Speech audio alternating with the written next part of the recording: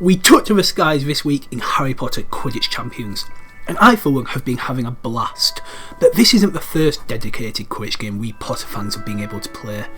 Ever since the game was announced, and definitely since it came out on Tuesday, I have seen lots of comments comparing this game to Quidditch World Cup that came all the way back out in 2003, and how Quidditch World Cup is infinitely better.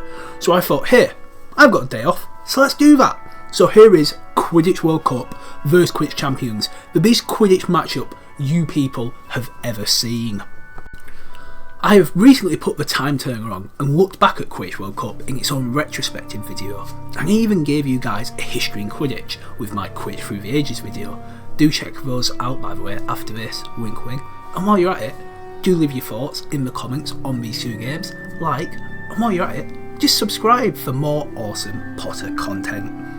This video will be focusing on comparing graphics, gameplay, atmosphere, the whole shebang of these two games, and to really see if Quidditch Champions is not that big of a step up from a game that was made 21 years ago. First things first, what are these games? Well, Harry Potter Quidditch World Cup was made by EA in 2003. It was a game, where you played Quidditch, and not just as Harry Potter and Seeker as you had in the games up until this point. No, this maverick of a game allowed you to first choose which house you would play as you try to fight for the Quidditch Cup. You will then be able to play as chasers and go through some not so extensive training to be ready to win matches. In these matches you would play as the chasers, try and score as many goals as possible until the game decided it was time for the seekers to race for the snitch. The most amazing part of this game, however, was it was not just Hogwarts. As the name suggests, you get to play the Quidditch World Cup. You choose your team and then play 16 games trying to finish top of the table to win the coveted Quidditch World Cup. However, the actual Quidditch World Cup champions, Ireland, are strangely missing action in this game. Well, I'm sure Quidditch Champions will have this sorted out. Quidditch Champion is a game, once again, you play Quidditch. Brought to you by Unbroken Studios in the year 2024, you once again take to the skies. But this time, as well as Chaser and Seeker, you can play as the Keeper and Beater too. This allows you to play in the Quidditch Cup at Hogwarts, but before that, all training is done at the Burrow in the Weasley Cup. And before getting to the illustrious World Cup, you also have a Tri-Wizard Cup in there for good measure. The World Cup returns, and this time both Bulgaria and Ireland are missing. Wait, maybe you people are right. What's going on here? Since this game is brought out to you in 2024, it of course has online, where you can choose to play which positions you want and take to the sky with friends or with strangers. And this is the best part of Quidditch Champions. Anyway, let's the comparison begin. First up, graphics. The graphics of Quidditch Champions has been its biggest talking point since the announcement in April last year. The Fortnite style has not been positive, especially with the release of Hogwarts Legacy and how beautiful that game can look. And to show it off, I've created this 2009 slideshow of all the wonderful pictures that I've taken in that game. Enjoy!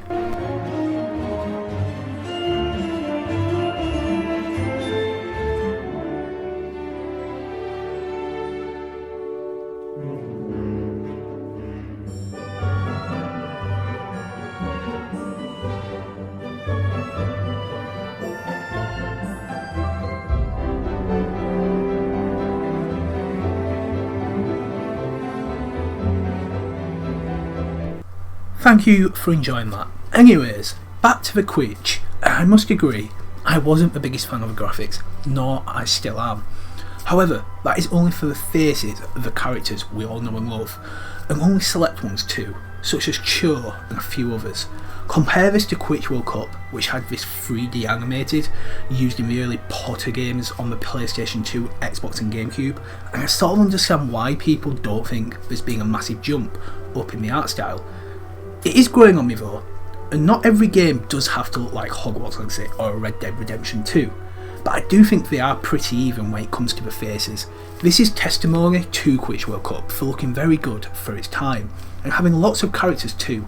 My biggest pet peeve with Quidditch Champions is how Crabbe, Goyle, Roger Davies and Marcus Flint are just generic characters when you come across them in the career mode. It comes across as lazy, especially compared to Quidditch World Cup. But do you know what looked really good in Quidditch World Cup, and my favourite part of that game? The stadiums, especially the national teams. But first let's compare Hogwarts. Our first game in both games at Hogwarts is in the snow. I think this is where Quidditch Champions does show its superiority. When Hogwarts has rain or snow, the atmosphere, the colours and the sky start to look moodier and does have contrast compared to Quidditch World Cup, where there is always a lukewarm sun shining. You feel the blues and greys a lot more in Quidditch Champions. However, let's now look at the other stadiums, Beauxbatons, Durmstrang and the other one. So this game does not have national stadiums. It does however have Beauxbatons, Durmstrang, Ilvermorny and the Quidditch World Cup Stadium. And while I absolutely adore the Durmstrang Stadium, it reminds me of the Nordic Stadium you had in the original Quidditch World Cup game. The blue ice around the stands, the dark skies, the northern lights, it is beautiful. Ilvermorny, the sun rising or almost setting, the trees, it has a nice feel. Beauxbatons feels a bit bland for me. The green grass looks very plasticky and very cartoony. The blue in the background does look nice, but when you compare it to the stadiums in Quidditch World Cup, the designs, the outlandishness, the Japanese one, the pink, red, the Spain in like a bull arena, the aforementioned Nordic Stadium, the USA with the pumpkins, I feel there was a lot more creativity went into Quidditch World Cup stadiums. That's not saying we might not get these. It is a live service game, however. But Durmstrang Stadium is easily the best stadium in all these games. I just wish we had more of that in Quidditch Champions like we did in Quidditch World Cup. I die for the Japanese stadium, the outback of Australia. Imagine a Jamaican stadium, what you can do. A beach Brazilian stadium. The ideas are endless and hopefully we will see that, but for the time being, I'm siding on Quidditch World Cup for stadiums just because of the lack of variety we have currently in Quidditch Champions. One last thing I do want to touch upon in terms of the atmospheric graphics package of a whole is the commentators. It is amazing to have Luke Youngblood back as Lee Jordan. He played Lee Jordan in the first two Harry Potter films doing the commentary. He came back for Hogwarts Legacy to play the Everett Clapton, whatever it was called, the Ravenclaw and a few other characters. But it's brilliant to hear him in Quidditch Champions as Lee Jordan. He's got some really funny lines. The other commentators, not so good though. So you have a French woman in Beauxbatons, sort of like a North European guy at Durmstrang, and then you have Rita Skeeter at the Quidditch World Cup Stadium, and it is just very bland and boring. Outside Lee Jordan, he's still got his fun jokes, but the other guys are just a bit boring, a bit lukewarm, a bit bland. And you compare that to Ludo Bagman in Quidditch World Cup and the Australian woman and the French man, you had some fun commentary in that game, and obviously the crowd and sort of like the celebrations you see, you don't really see that other than when you win a trophy in the Quidditch World Cup or the Triwizard Cup at the end of Hogwarts Cup. You don't really see celebrations and stuff like you did in the other game. It just felt a bit more alive, I feel, in terms of that. Obviously at the end of online games you get your little celebrations, but yeah, again, Quidditch World Cup, outside Luke Youngblood, I'm going Quidditch World Cup in terms of a commentary, and people have said that in the comments to me. Wait a moment, is that? Oh, it is! The Seekers caught the snitch! A great game! This is Lee Jordan, your favourite Quidditch commentator. Bienvenidos! It's a beautiful day for Quidditch here at Ilvermorny, where one team's hard work, planning and determination is about to pay off.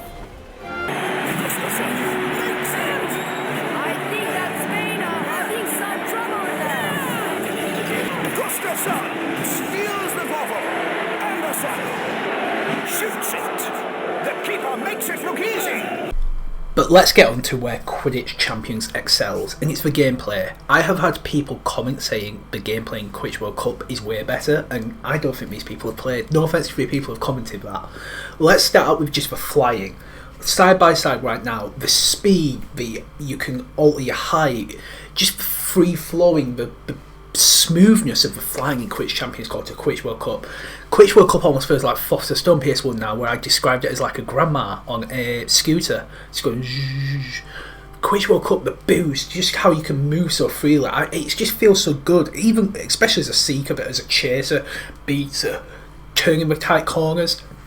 It is night and day, I think, in the flying. I don't know what people are seeing when they play this game compared to Quidditch World Cup. If they've just not played Quidditch World Cup in a long time, unlike myself, the flying in that is just really slow. You can't really go up or down. It's just in a straight line. Back, you tackle. It's there's just no sort of free flowness to it. But in this game, the 100% is. So, Quidditch Champions, you got great flying. Keep it up. So moving on to the chaser position, because you could play that in Quidditch World Cup. It's interesting. So passing, I don't know, because sometimes it's hard to see who to pass to. I know you get the R2, maybe it's the online, but even in offline, I just feel there's not as many passing options compared to Quidditch World Cup. But the actual passing itself, I feel, works good when you're the keeper. You can kick it out. The passing to your friends, it's quite accurate.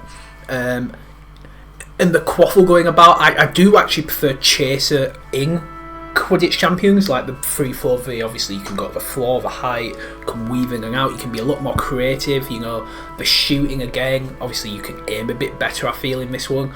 It can miss, it can go in, but I feel you can adjust your power, the scoop passes. Again, this obviously in Quidditch World Cup you focus on your combos, passing, things like that. So I think passing might be good, better overall in Quidditch World Cup, but the actual chase position, easily, once again, Quidditch Champions. The free flowing, the flying, the scoring, everything about it just feels a lot better once again in Quidditch Champions. And again, the other role you can do in Quidditch Champions, like you could do in Quidditch World Cup, is the Seeker. And I always used to hate the Seeker in this game, in Quidditch World Cup, especially compared to like Chamber of Secrets that just came before it, where you had it with the rings. It was good. In Quidditch World Cup, you're just going along the sort of like, I call it surfing along the golden streak of a snitch. It's boring. Again, going back to the rings, trying to find the snitch in Quidditch Champions, it's a bit difficult. Catching the snitch, it was automatic in Quidditch World Cup, so Quidditch Champions, I know you're only pressing a button, but it's better than that. So yeah, again, Quidditch Champions has a better Seeker, but I think Quidditch World Cup Seeker was actually one of the poorest in all of the games, which is interesting considering it was a Quidditch game. Everything else was great in it, but yeah, being a Seeker, I would say, the smoothness of the flying, going in and out, weaving in and out, getting the rings, the boost, keeping the boost going by going through the rings, again quite similar to Chamber of Secrets. I'm going with Quidditch World Cup for that. Quidditch Champions for that. Now for two positions you could not play during Quidditch World Cup. Beater. So you could press a button to have a bludger go and you control the bludger, and you do learn about being a beater, but you don't really ever get to just play as the beater. In Quidditch Champions you can decide to play as the beater, and it is one of the most fun positions. So again, there's a bit of a fun element here. You can whack your players, you can bat away the quaffle if it's on the floor, you can knock the quaffle out of people's hands, you can aim the quaffle at the keeper to knock them out, a bit like Flint does in Philosopher's Stone the film. There's just so much to it. There's actually quite a lot of layers to the beater. It's one of the more important positions. You think it wouldn't be, but you've got to have a good beater on your team if you're going to win online. You've got to knock the keeper out, to knock the Seeker off the path. There's a lot of things going on. So yeah, I love the beater position in Quidditch Champions. And the keeper, again, you need to even touch the keeper in Quidditch World Cup.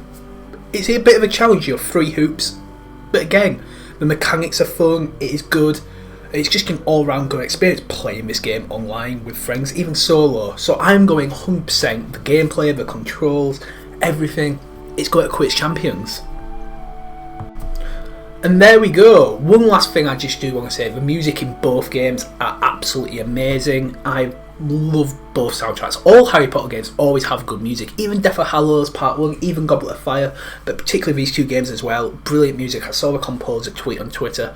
It's an amazing one. So comparing the two games, visuals and a bit of aesthetics does go towards Quidditch World Cup, but again, I appreciate we may get some of these games coming forward, but gameplay, it is night and day, unfortunately. Quidditch World Cup, it shows its age, it shows its pace. Quidditch Champions is a fun game. It is a good game. And the gameplay and the controls and broom flying, everything about it is just superior to Quidditch World Cup, which makes it, unfortunately to people, it makes this one a better game. Quidditch World Cup is still a brilliant game, and I'd be happy to play it again, but this game has taken that and leveled it up. It is fun. It's not perfect, but it is a very, very good game, and I can't wait to play more of it. Do let me know your thoughts down below. Do leave a like, subscribe, comment, all that jazz. I will see you all soon for another video on Quidditch Champions. Have a great day. Bye bye.